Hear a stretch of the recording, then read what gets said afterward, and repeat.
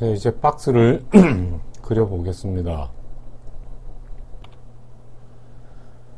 우선 기울기를 보면 이놈이 이렇게 기울었죠. 보면은 이 녀석이 이렇게 기울어져 있습니다. 그죠? 그래서 이렇게 수직선을 기울기를 잡고 수직선과 직각인 수평선을 잡게 되겠죠. 자, 그러면 여기다가 수직선을 제가 이렇게 기울기를 이렇게 잡았습니다. 수평선은 뭐 이렇게 기울기를 잡겠죠. 직각, 반드시 직각이라 해야 됩니다. 그런 다음에 얼굴의 크기를 대략 요 정도로 잡아 볼게요. 요 정도로 잡고 좀 더 작게 잡아 볼게요. 요 정도 잡았습니다. 그 다음에 소실점을 여기와 여기 같은 거리에, 대략 같은 거리에 잡았습니다. 그 다음에 이 소실점을 향해서 이렇게 선을 긋고, 여기도 소실점을 향해서 선을 그었어요. 여기도 소실점을 향해서 이렇게 긋고 이렇게 그었습니다. 이렇게 위에 게 좀 마음에 안 드네요. 네. 이 정도, 여기서 이 정도, 여기서 이 정도 그렇습니다. 그 다음에 여기 위에도 소실점이 하나 있죠. 위로 갈수록 크기가 작아지니까 원근법에 설명했습니다. 왼쪽에 얼굴 기울기를 한 요 정도, 소실점을 향해서 가야 되니까 이 정도. 그 다음에 이쪽은 조금 더 많이 넣었습니다. 뒤통수가 조금 기니까 잡았다고 보고, 여기서 이렇게 소실점을 향해서, 여기서 소실점을 향해서 이렇게 그었습니다. 대략 그러면은 여러분은 그런데 스케치북의 화면 영역이 이렇게 되시는 거예요. 뭐 예를 들자면 좀 더 스케치북 크게 보면은 요 정도 뭐 이렇게 되겠죠. 그래서 이렇게 그리다 보니까 확대를 해서 보면 뭐가 안 보인다? 소실점이 안 보이는 거예요. 이렇게 되면은. 그래서 이 소실점을 스케치북 바깥, 화면 바깥쪽에 일정 지점, 정확한 지점을 임의로 잡아놓는 훈련이 좀 필요합니다. 처음엔 잘 안 돼요, 그게. 잡아놓고 이 기울기 라인들을 정확하게 그어주시는 게 필요합니다. 물론 얼굴을 그릴 때도 이게 익숙하지 않을 때는 그냥 그리면 되지, 왜 이 길이 이렇게까지 해야 되느냐, 책에도 없는 건데. 그래서 그냥 그려놓는 친구들이 있어요.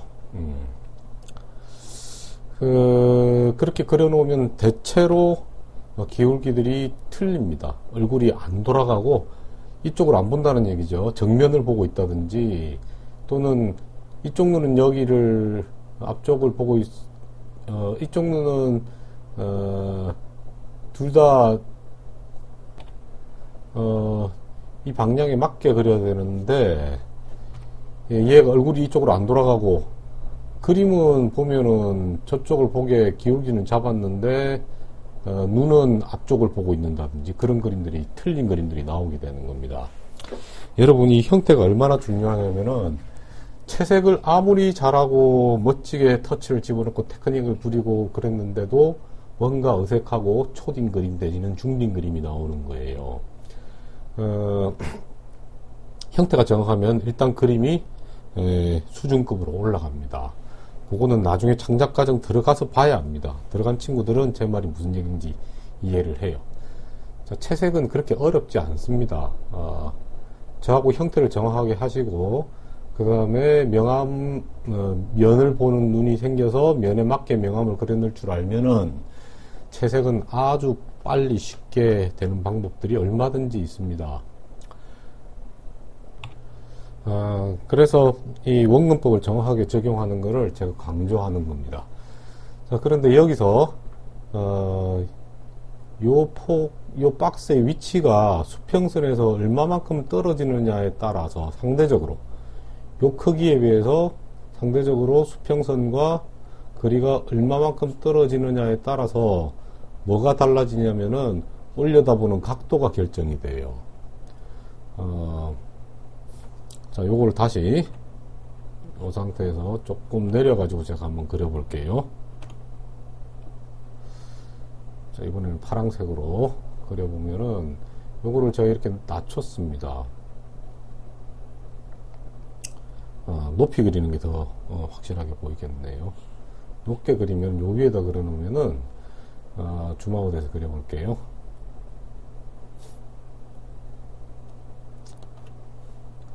여기다 그리게 되면은 같은 정도의 크기로 그리게 되면 소실점이 여기죠. 여기죠. 네. 여기다 그리게 되면은 라인이 이렇게 가겠죠. 그 다음에 이렇게 갈 겁니다. 그리고 소실점이 저쪽을 향해서 이렇게 가고 이쪽을 향해서 이렇게 가겠죠. 그러면 요게 이렇게 가고 요게 저렇게 갈 겁니다. 자, 어때요? 아랫면이 훨씬 많이 보이죠? 더 위에 있는 것처럼 보인다는 얘기입니다. 올려다보는 각도가 높아진다는 뜻이겠습니다. 요거는 요 크기, 박스의 크기가 상대적으로 크기에 비례해서 요거는 지금 2배가 넘죠? 수평선하고 거리가. 요거는 크기에 비해서 약 한 1.5배 정도밖에 안 됩니다. 그래서 어떤 박스의 크기에 비해서, 그리려는 그림의 크기에 비해서 수평선하고 멀어지면 멀어질수록 눈높이 올려다보는 각도가 높아지게 된다. 그 얘기입니다. 그 다음에 이놈을 소실점을 짧게 그리면 어떻게 되느냐. 이제 빨간색으로 한번 그려볼게요. 짧게 그리면은 똑같은 위치에서 소실점을 짧게 그리게 되면은 여기다 놓고 짧게 그리게 되면은 같은 위치에서 그리더라도 이게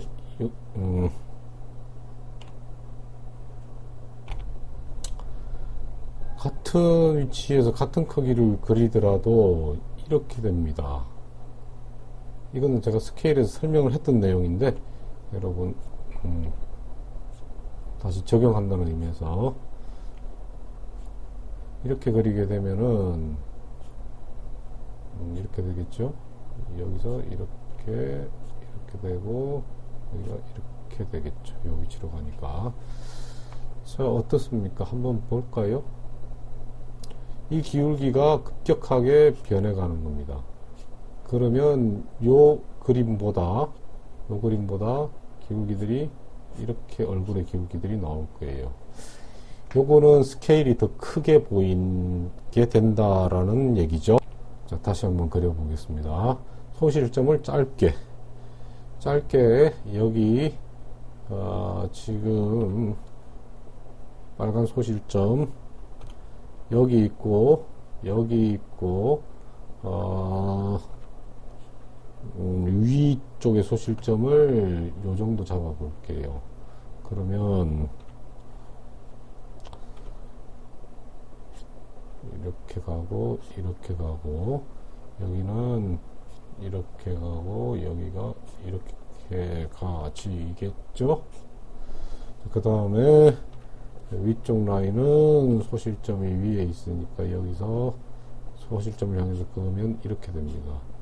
그 다음에 이쪽 소실점을 향해서 그으면은 요렇게 되겠죠. 그 다음에 여기서 소실점을 향해서 그 다음에 이쪽 소실점을 향해서 이렇게 그어주면은 어떻습니까? 이 스케일감이 상당히 더 큰 모양으로 느껴지게 된다. 그 얘기입니다. 얼굴이 커 보인다는 뜻이죠. 사실 요 위에 것들 다른 것들하고 비교해보면 처음에 그렸던 것들하고 비교해보면은 얘는 좀 거대한 석상 규모 같은 그런 느낌이 난다. 그 얘기입니다. 자, 이제 이해가 되셨으면 그림을 요거 안에다가 그려보고